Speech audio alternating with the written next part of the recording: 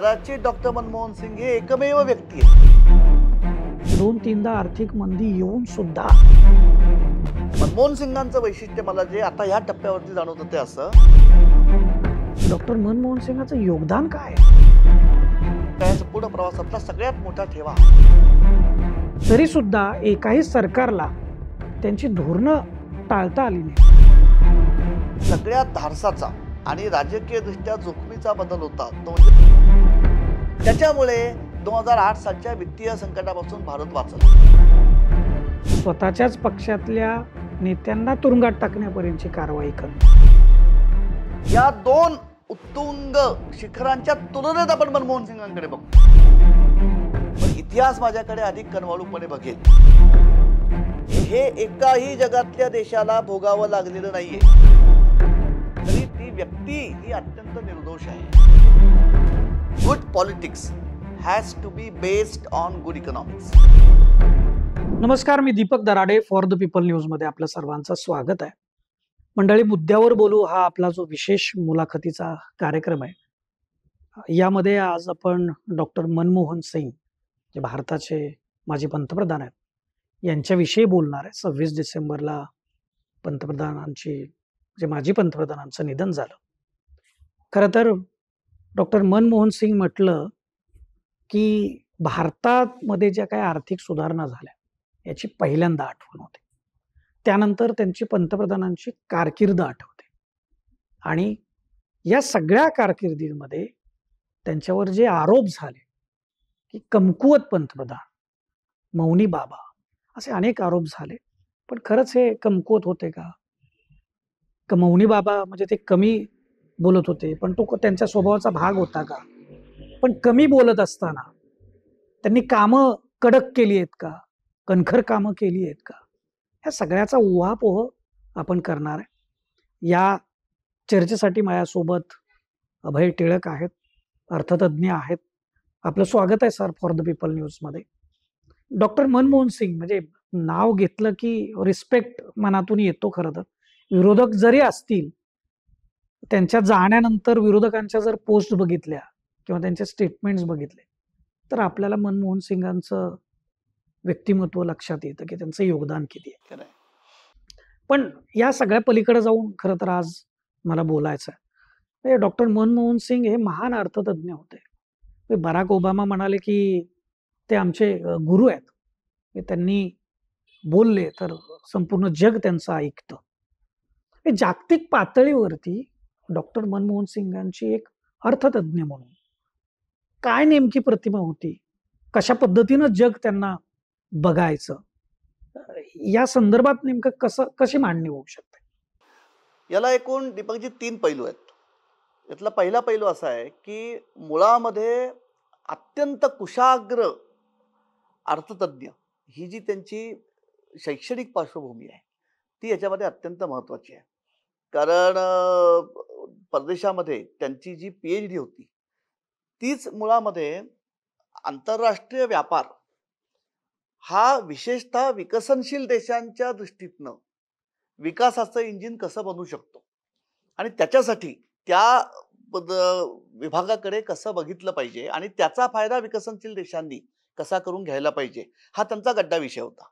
हा पहिला पैलू म्हणजे त्यांची, ज्याला आपण अकॅडमिक पार्श्वभूमी म्हणतो, ती अत्यंत साऊंड, ही पहिलं. दुसरं गमक जे आहे ते गमक असं की 70च्या दशकापासून विशेषतः आपल्या देशाच्या अर्थविषयक धोरणांना आकार देणारी जी सगळी पदं आहेत जवळपास, ती सगळी भूषवलेली कदाचित डॉक्टर मनमोहन सिंग हे एकमेव व्यक्ती आहे.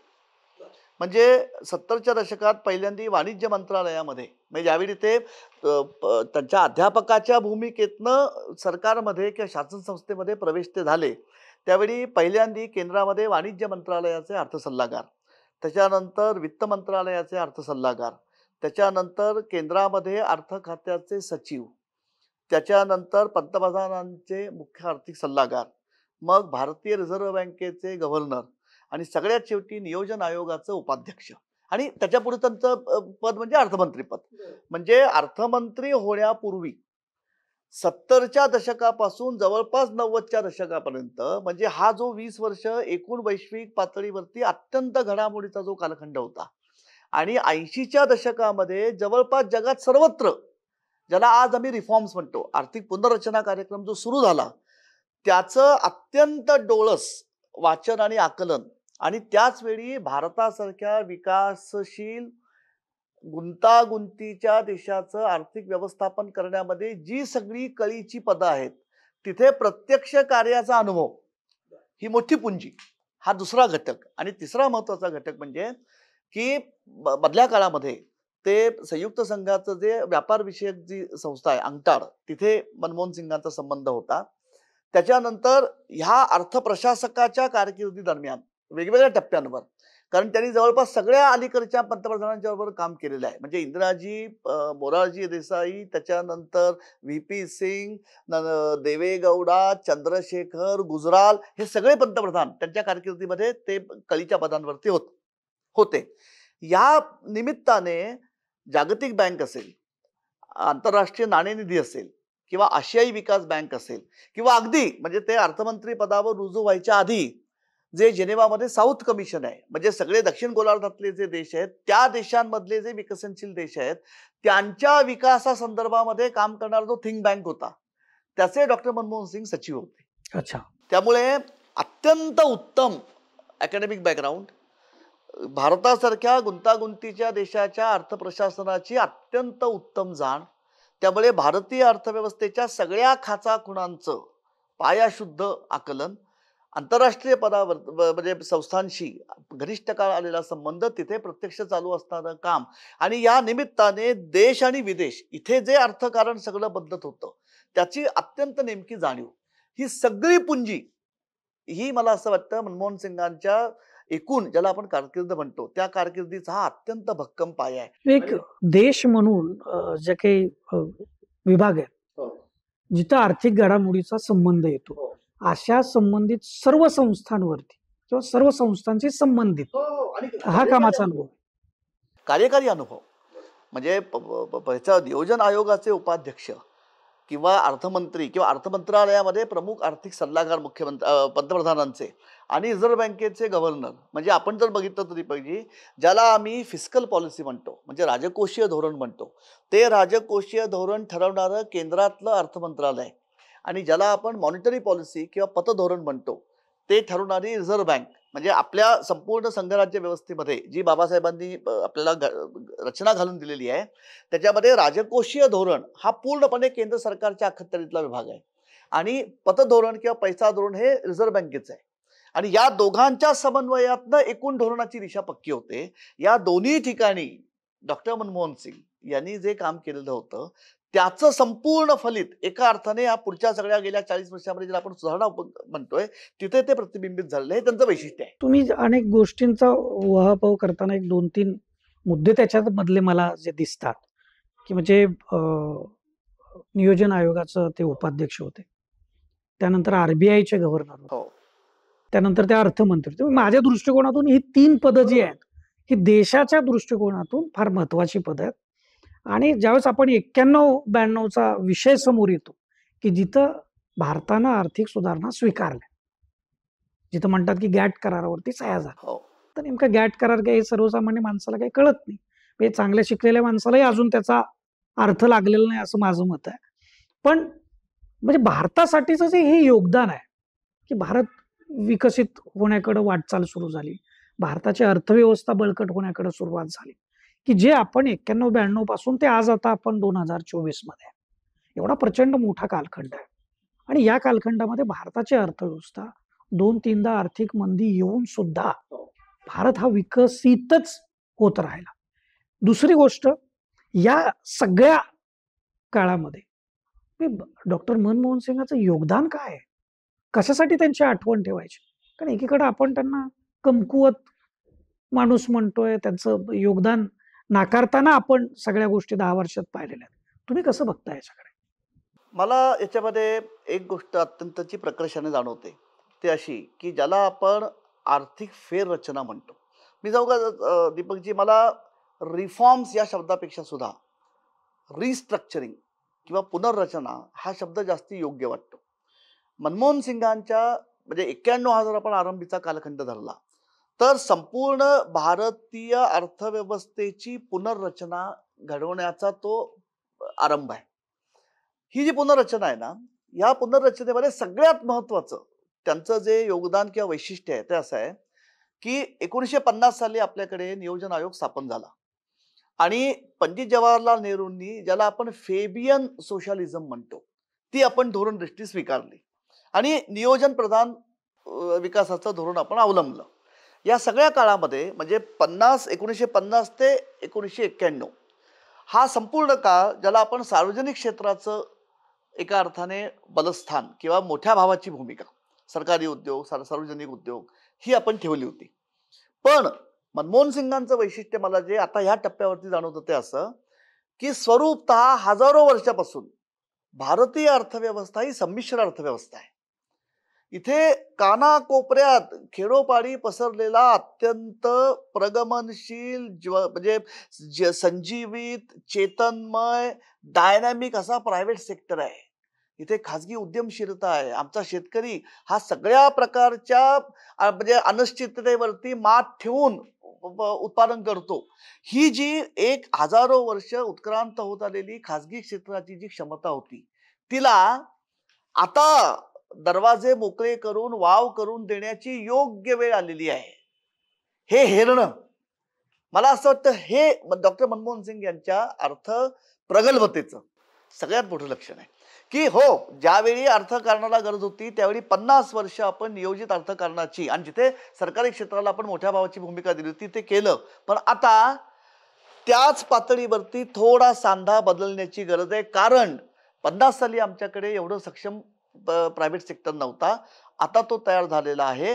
आता जगाच्या पातळीवरती ज्या वेगवेगळ्या संधी खुल्या होत आहेत त्याचा स्वीकार करायला अर्थव्यवस्था एकीकडे सक्षम असणारं विस्तारलेलं सार्वजनिक क्षेत्र आणि त्याच्या जोडीने खाजगी क्षेत्राची उपक्रमशीलता कल्पकता यातनं आपल्याला आता अतिशय वेगाने विकासाचा पल्ला गाठता येईल हे अचूक जोखणं आणि ते करण्यासाठी त्या पद्धतीची धोरण प्रणाली राबवण्यासाठी सिद्ध होणं आणि ती राबवताना सगळ्या प्रकारचं मतऐक्य त्याच्याबाबत घडवून आणणं हे डॉक्टर मनमोहन सिंगांचं अमिट असं ऋण आहे. म्हणजे आता त्यांच्या या सगळ्या धोरणांबद्दल बोललं जातं. पण नेमके काय निर्णय झाले होते? कोणती धोरणं झाली होती?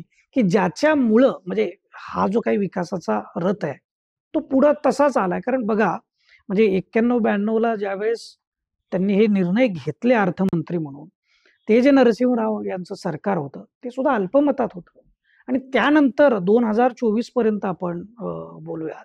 म्हणजे अगदी 14, 19 आणि 24 ह्या 3च का जी पंचवार्षिक आहेत, हे सोडले तर सगळे सरकार कोअलिशनचे. म्हणजे हे सरकार 14, 19, 24 ही सुद्धा एनडीएचीच सरकार आहेत.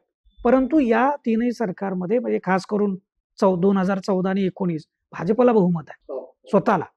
24ला जरा बहुमतापेक्षा आकडा कमी आहे, पण तरी सुद्धा संख्या जास्त आहे. अशी सरकारच नव्हती भारतामध्ये 91-92 पासून. तरी सुद्धा एकाही सरकारला त्यांची धोरणं टाळता आली नाहीत. त्या धोरणांना धरूनच पुढची वाटचाल करावी लागली. हे याच्याकडे तुम्ही कसं बघता? मला असं वाटतं जिथून आपण सुरुवात केली तिथे त्या पैलूशी याचा संबंध जोडलेला आहे. मी म्हटल्याप्रमाणे की अर्थविषयक धोरणांशी संबंधित जी सगळी प्रशासकीय पदं आहेत तिथे प्रत्यक्ष काम करणं आणि ते घडत असताना देशामध्ये जी राजकीय प्रक्रिया आकार घेत होती 5-6 पंतप्रधानांच्या काळामध्ये त्या राजकीय प्रक्रियेचं अत्यंत सूक्ष्म आकलन त्याच्यामुळे अतिशय मोलाचे पायाभूत मूलभूत बदल घडवून आणणारे आर्थिक निर्णय राजकीय चौकटीमध्ये घेताना कोणत्या मर्यादा पाळायला लागतात ह्याचं अत्यंत उत्तम आकलन मला असं वाटतं. म्हणजे हा जो आपला प्रश्न आहे की 91 साली जी सुधारणांची किंवा पुनर्रचनेची जी दिशा मनमोहन सिंगांनी निश्चित केली ती आज कोणालाही बदलता आलेली नाहीये. त्या दिशेने वाटचाल करताना कदाचित आम्ही 2 पावलं पुढे एखादं पाऊल मागे प्रसंगवशात आलो असू पण दिशा निर्णायक बदलणं हे एकाही सरकारला झालेलं नाहीये. म्हणजे मी म्हटल्याप्रमाणे 91च्या त्या टप्प्यावर भारत नावाची अर्थव्यवस्था ज्या क्षमतेने येऊन पोचलेली होती त्या क्षमतांचा पुढे आणखी विकास करण्यासाठी प्रवासाची दिशा काय असावी, तिचा वेग कसा असला पाहिजे, तिचे टप्पे कुठले असले पाहिजेत आणि त्या सुधारणा प्रक्रियेचा गाभा हा आपल्या देशामधली जी बहुपक्षीय स्पर्धात्मक राजकीय व्यवस्था आहे तिला पचेल अशा पद्धतीने निश्चित करणं हे संपूर्ण योगदान जे आहे हे डॉक्टर मनमोहन सिंगांचं आहे. आणखी इथे आपण एक मुद्दा फक्त लक्षात घेऊया की ज्याच्यामध्ये कुठेही मनमोहन सिंगांच्या कर्तृत्वाला कमीपणा येत नाही. उलट त्यांच्या अर्थप्रशासकीय नेतृत्वाचा पैलू उजळून निघतो. तो असा की इतके मोठे निर्णय बदल घडवणं हे एका माणसाचं काम नाही. त्याला तितकीच सक्षम, ज्याला आपण टीम म्हणतो, चमू, तो बरोबर लागतो. आणि त्याच्याकरता मनमोहन सिंगांचं मोठं योगदान हे आहे की आंतरराष्ट्रीय पातळीवरती ज्यांनी उच्च शिक्षण घेतलेलं आहे, बहुराष्ट्रीय कंपन्यांशी किंवा बहुराष्ट्रीय वित्त संस्थांशी ज्यांचा थेट संबंध आलेला आहे, असे नाणावलेले भारतीय अर्थतज्ञ, त्याच्यामध्ये प्रामुख्याने डॉक्टर मोंटेक सिंग अहलुवालिया, राकेश मोहन, कौशिक बसू ह्यासारखे जे नाणावलेले, डॉक्टर रघुराम राजन ह्यासारख्या नाणावलेल्या लोकांना आंतरराष्ट्रीय बाजारपेठेमध्ये आणि जागतिक अर्थकारणामध्ये जे बदल होत होते त्याचं जे आकलन होतं, त्याचा फायदा या संक्रमण काळातल्या भारताला लाभावा म्हणून हे अर्थतज्ञ आणून त्यांना शासकीय धोरण निर्मितीमध्ये सामावून घेणं, ह्याच्याकरता जे धैर्य लागतं आणि आपल्या स्वतःच्या ज्ञानाबद्दलचा जो विश्वास लागतो, त्याने अशा तज्ञ लोकांची टीम जमा करणं, त्यांना एकविचाराने प्रेरित करणं आणि त्याच वेळी राजकीय पातळीवरती समन्वय घडवून ही दिशा सतत सातत्यशील राहील याच्यासाठी संवाद आणि संयम हे दाखवणं हे त्यांच्या व्यक्तिमत्वाचा गाभा आहे. आणि हा मला असं वाटतं या संपूर्ण काळातला किंवा या संपूर्ण प्रवासातला सगळ्यात मोठा ठेवा आहे. म्हणजे अर्थमंत्री म्हणून 95 पर्यंत ते होते. त्यानंतर अनेक वेगवेगळी सरकारं आपण बघितलेली आहेत. खऱ्या अर्थानं ते पुन्हा एकदा सत्तेमध्ये आले, ते पंतप्रधान म्हणूनच आले खरं तर. UPA 1 आणि UPA 2 2004-2009 हे 10 वर्षाचा कालखंड आहे.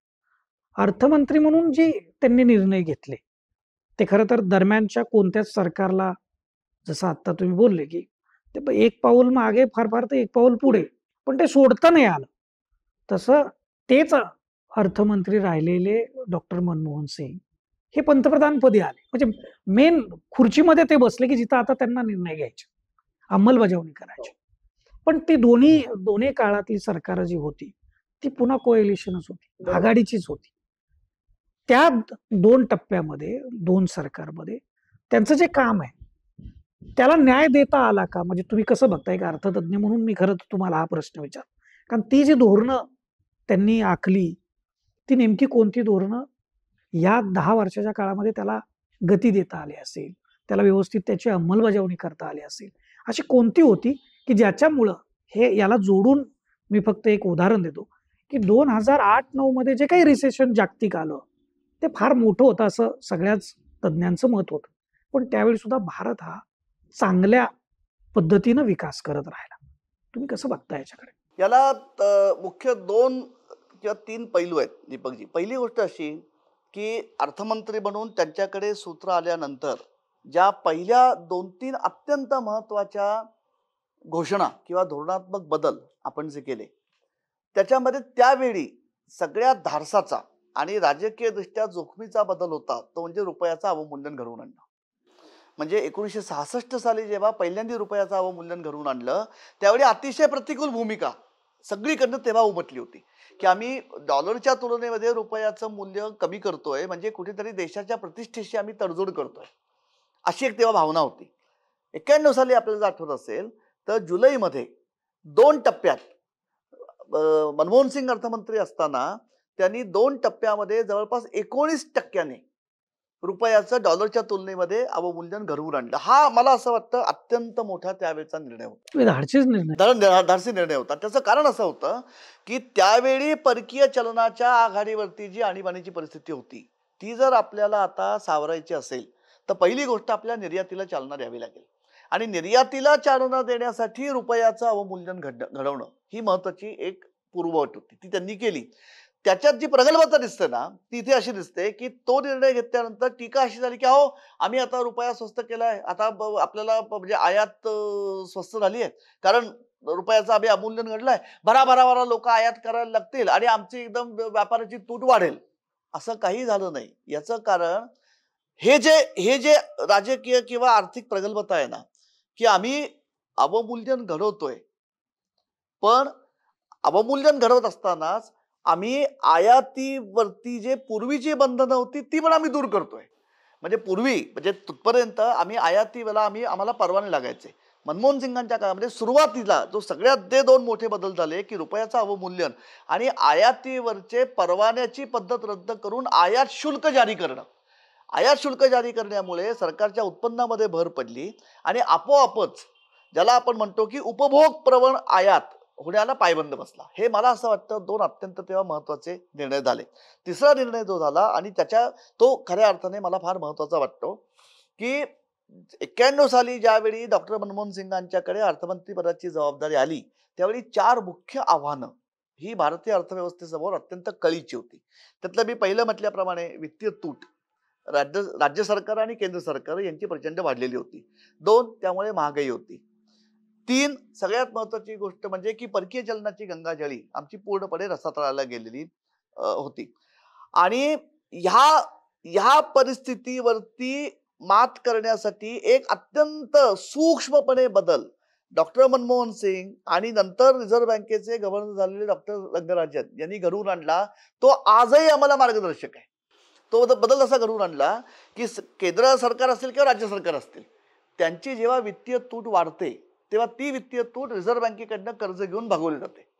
डॉक्टर मनमोहन सिंग आणि डॉक्टर रंगराजन यांनी अशी एक व्यवस्था त्याच्यामध्ये जारी केली की ही तूट जर अफाट वाढत राहिली आणि जर रिझर्व्ह बँकेला आपोआप ती तूट भरून काढण्यासाठी केंद्र सरकारला कर्ज देणं हे भागच पडत राहिलं तर ही न संपणारी शर्यत आहे. म्हणून तूट भरून काढण्यासाठी रिझर्व्ह बँकेने कुठपर्यंत मदत करावी याची स्टँडर्ड या दोघांनी निश्चित केली.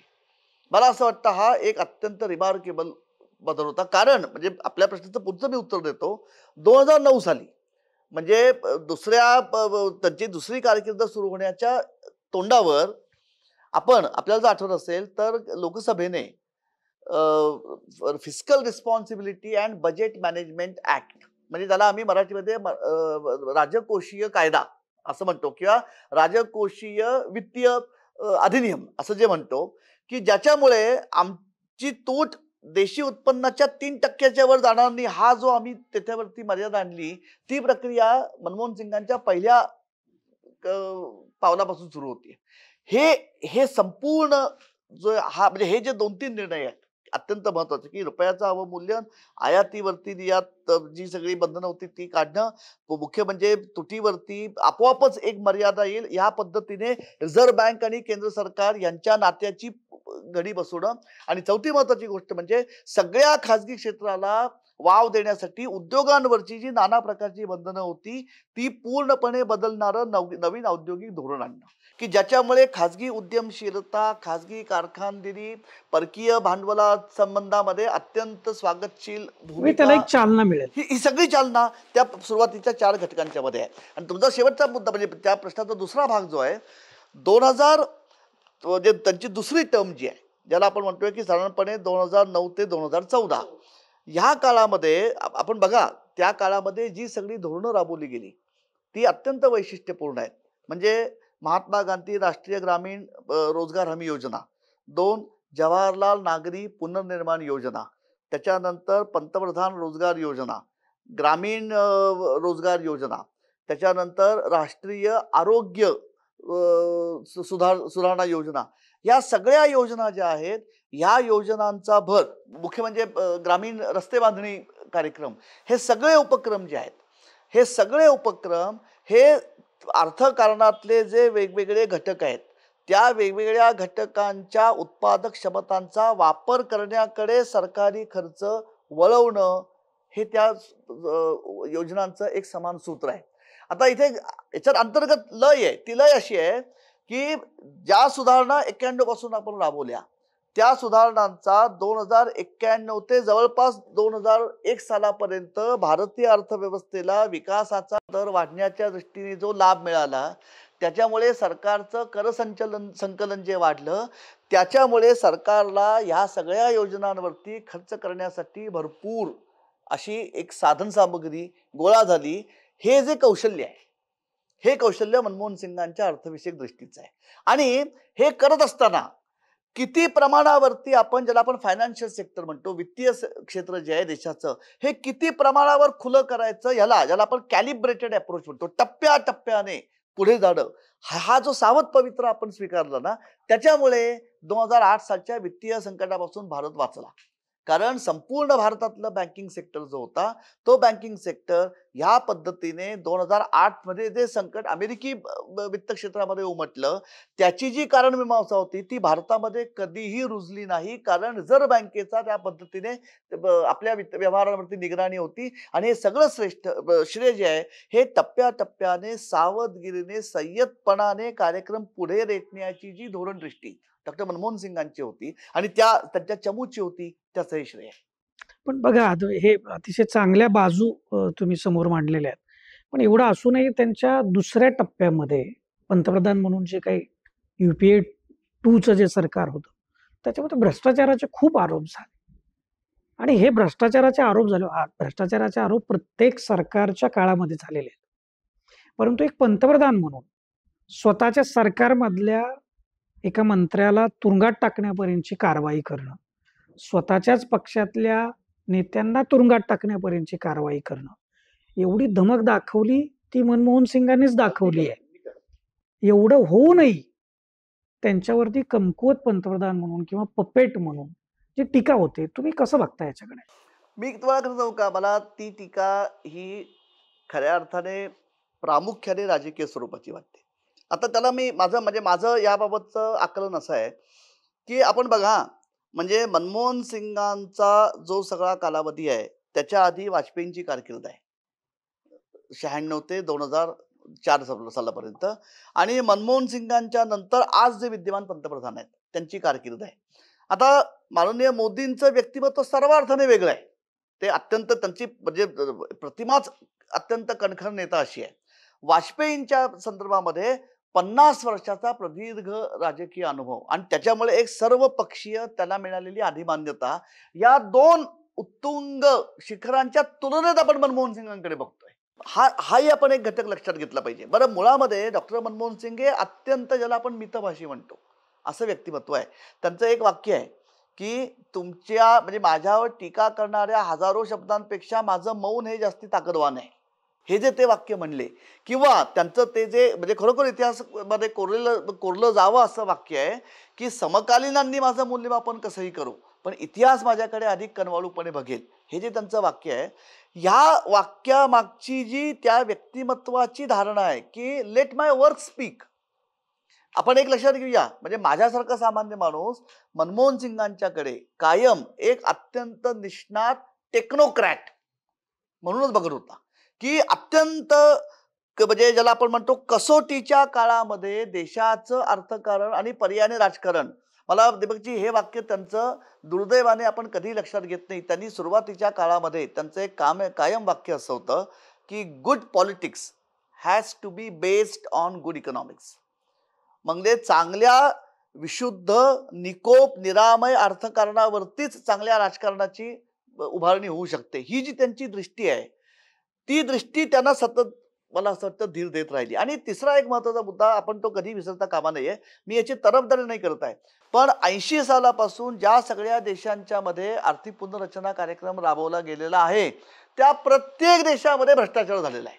याचा अर्थ मी आमच्या भ्रष्टाचाराचं समर्थन नाही करत आहे. मला असं म्हणायचं आहे, अत्यंत कठीण नियंत्रित अशी अर्थव्यवस्था आणि त्या अर्थव्यवस्थेचं व्यवस्थापन करणारी राजकीय प्रक्रिया जेव्हा बदलते, मोठ्या प्रमाणावरती जेव्हा कायद्यांमध्ये बदल केले जातात, त्यावेळी त्यामध्ये कालाच्या अनुषंगाने जे कमकुवत दुवे राहतात त्याचा गैरफायदा उठवण्याच्या प्रवृत्ती सार्वत्रिक आहे. म्हणजे ते केवळ भारतातच घडलं असं मी म्हणणार नाही. याला फक्त एक ऍडिशन करतो की ज्यावेळी ह्या सगळ्या आर्थिक म्हणजे रिस्ट्रक्चर होत होतं, तुम्ही ज्याला नवीन शब्द दिलाय खरं तर रिस्ट्रक्चर, रिफॉर्मच्या ऐवजी, तर हे होत असताना भारतामध्ये सामाजिक पण सगळं रिफॉर्म सुरू होते. मी तर असं म्हणेन त्याचंही म्हणजे मंडल आयोग आला होता त्याच याच्यामध्ये. तिथून पुढची सगळं सामाजिक अभिसरणही सुरू होतं. नाही, हा अत्यंत महत्वाचा मुद्दा आहे. माझं तर असं म्हणणं आहे, की ह्या दृष्टीने दुर्दैवाने आपण कोणीही अत्यंत तटस्थपणे आपली जी कमाई आहे, तिचं तिसरं योग्य तिसरं एक मूल्यमापनच करत नाही तिसरं एक लोकं. ॲडिशन होतं. म्हणजे आपण पूर्वीची सरकार ही एकपक्षीय सरकार राहिली. बहुपक्षीय सरकार सुरू झाली त्याच वेळेस. अगदी, अगदी. म्हणजे मी आपल्या हे मताला बाहेरच्या देशांमध्ये कमी आहे. नाही, नाही झालंच नाहीये. म्हणजे मी आपल्या मताला पूर्ण याचा दुजोरा देतो. बघा, आपण 91 मध्ये पुनर्रचना कार्यक्रमाला सुरुवात केली. समजा आपण 85 हा जर कालखंड धरला, कारण राजीव गांधी सरकार जेव्हा 85 साली आलं, तेव्हापासून खऱ्या अर्थाने आणखी बदल व्हायला लागले. त्याच्याही मागे एका इटालियन अभ्यासकाचं निरीक्षण असं आहे, की इंदिराजी जेव्हा दुसऱ्यांदा पंतप्रधान म्हणून 80 साली सत्तेवरती आल्या, तेव्हाच काँग्रेस पक्षाच्या धोरणांचा रोख हा शहरामध्ये नव्याने उदयाला आलेल्या मध्यम वर्गाच्याकडे वळायला लागलेला होता. म्हणजे आपण 80 ते 91 हा जर अगदी प्रारंभीचा टप्पा धरला, तर त्याच्या आधी 2च वर्ष फक्त चीनमध्ये बदल झालेला आहे. चीनने पुनर्रचना सुरुवात 78 साली केली. हा प्रश्न नेहमी आम्हाला विचारला जातो, की 78 मध्ये चीनने सुरुवात केली, 80-85 मध्ये भारताने केली, 91 नंतर त्या प्रक्रियेने वेग पकडला. आज भारत कुठे आणि चीन कुठे आहे? तिथे आपण म्हणतो तो मुद्दा येतो, की चीन हा एकतंत्री राज्य व्यवस्थेचा देश आहे. आपल्याकडे 140 कोटींचा देश, जवळपास 30च्या वर राज्य, नैसर्गिक, भौतिक, भौगोलिक, भाषिक, सांस्कृतिक, शैक्षणिक, जात, वर्ण, धर्म या सगळ्या आधारावरती असणारं प्रचंड स्तरीकरण आणि 140 कोटीचा देश. आणि अशा देशामध्ये एकाच वेळी आर्थिक पुनर्रचना कार्यक्रम सुरू होणं, एकाच वेळी एकपक्षीय सरकारांची सत्ता संपून बहुपक्षीय सरकारांचं युग राजकीय व्यवस्थेमध्ये अवतरणं आणि ज्या समाज घटकांना अनेक शतकं वाव मिळालेला नव्हता, त्या समाज घटकांना समाजाच्या आणि अर्थकारणाच्या क्षेत्रात आणि राजकारणाच्या क्षेत्रामध्ये वाव मिळणं, म्हणजे आर्थिक, सामाजिक आणि राजकीय या 3 वेगवान प्रवाहांना एकाच वेळी चालना मिळून त्यांचे परस्परांची घटकांवरती म्हणजे काटछेद होत असताना सुधारणा कायम राहणं, ह्याच्यासाठी जो ढाचा तयार झाला ते श्रेय मनमोहन सिंगांचं आहे. हे एकाही जगातल्या देशाला भोगावं लागलेलं नाहीये. त्यामुळे आपण अगदी तटस्थपणे आपल्या भूतकाळाचं मूल्यमापन करताना ह्या गोष्टीचं भान कायम ठेवलं पाहिजे, की आपण ह्या बाबतीमध्ये आपला देश हा एकमेवाद्वितीय आहे आणि त्याचं खूप मोठं श्रेय हे मनमोहन सिंगांच्या बाबतीत जातं. त्याचं मी फक्त कारण सांगतो, या प्रश्नाचं आपण उत्तर पूर्ण करू. ह्याच्याकरता आपल्याला मनमोहन सिंगांची कौटुंबिक पार्श्वभूमी लक्षात घ्यायला पाहिजे. म्हणजे आज जो त्यांचं जे गाव पाकिस्तानमध्ये गेलेलं आहे, गाह, त्या गावामध्ये अतिशय सामान्य कुटुंबात डॉक्टर मनमोहन सिंगांचं बालपण गेलेलं आहे. ते लहानपणीच त्यांच्या आई या विषमज्वराने त्यांचं निधन झालं. मनमोहन सिंगांचे वडील हे एका सुकामेव्याच्या म्हणजे व्यापारी पेढीवरती तिथे कारकुनाचं काम करायचे. त्यावेळी त्यांना सतत फिरतीवरती लागायचं. मनमोहन सिंगांचं बालपण हे त्यांच्या आजोबा आणि आजोबांच्या निगराणीखाली गेलं. अत्यंत कठीण परिस्थितीमध्ये त्यांनी शिक्षण पूर्ण केलं.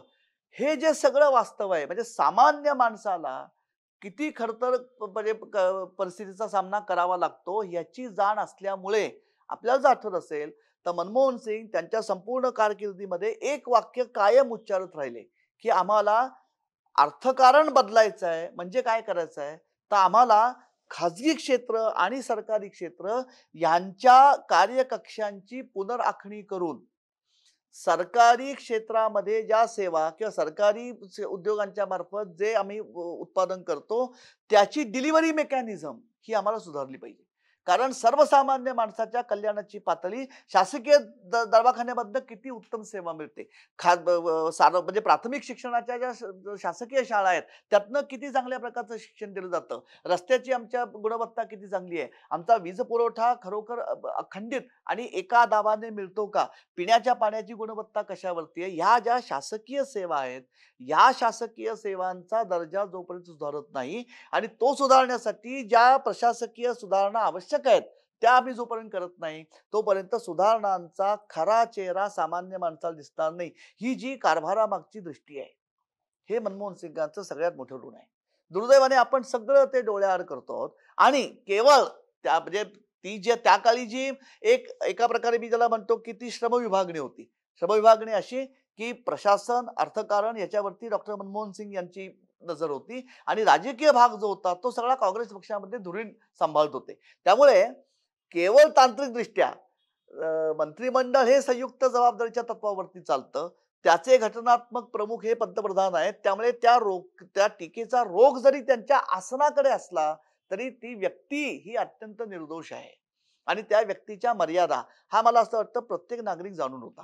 त्यामुळे त्या टीकेचं आकलन मी ह्या पद्धतीने करतो की ती त्या पदावरती होणारी टीका होती. पण तरी सुद्धा आपण म्हणतात असं की त्यांनी अत्यंत शांतपणे, संयतपणे आपल्या मंत्र्यावरती कारवाई केली. हा, म्हणजे हे मला वाटतं धाडसाचंच कुठे होतं. कुठे झालं नाही. अगदी खरं आहे. हे कुणाच्याच नाही, नाही. कारकिर्दीमध्ये नाहीये. निश्चितपणे झालं नाही.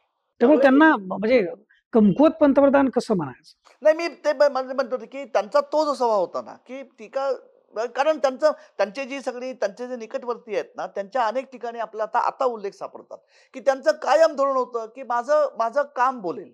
बरं, ते मितभाषी होते किंवा संयम बोलायचे, अतिशय नम्र बोलायचे. परंतु त्यांनी केलेले आर्थिक रिफॉर्म हे देशाची अर्थव्यवस्था बदलणार. त्यांना जे म्हणजे धाडस- कणखर निर्णयच आहेत निर्णय ते. निश्चित धाडसीच निर्णय आहेत ते. हो म्हणजे काय होतं म्हणजे जसं 19व्या शतकामध्ये आपल्याकडे कर्ते सुधारक आणि बोलके सुधारक असं एक दुफळी होती.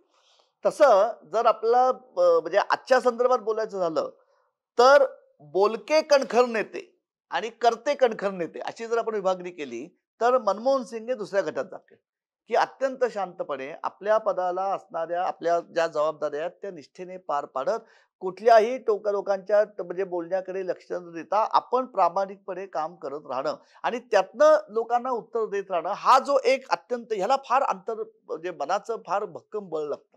म्हणजे मी अगदी मला हे मोह आवरत नाही म्हणून सांगतो. तुकोबांचा एक अभंग आहे त्याच्यामध्ये तुकोबांनी गोकुळामधल्या गवळणी जेव्हा मथुरेमध्ये दूध घेऊन जातात आणि त्या कृष्ण भक्तीमध्ये इतक्या रंगलेल्या असतात की ते मी दूध आणलंय हे सांगायचं विसरून त्या म्हणतात कुणी गोविंद घ्या कुणी गोपाळ घ्या.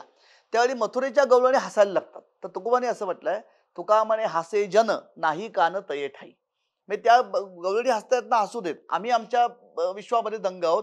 ही जी निष्ठा आहे ही मनमोहन सिंगांची त्यांच्या कामापर्यंत कायम राहिली आणि म्हणून एवढा टीकेचा भडीमार होऊन सुद्धा त्यांचं जे अजात शत्रुत्व आहे ते आजही सगळ्यावरती आपल्याला उठून दिसतं.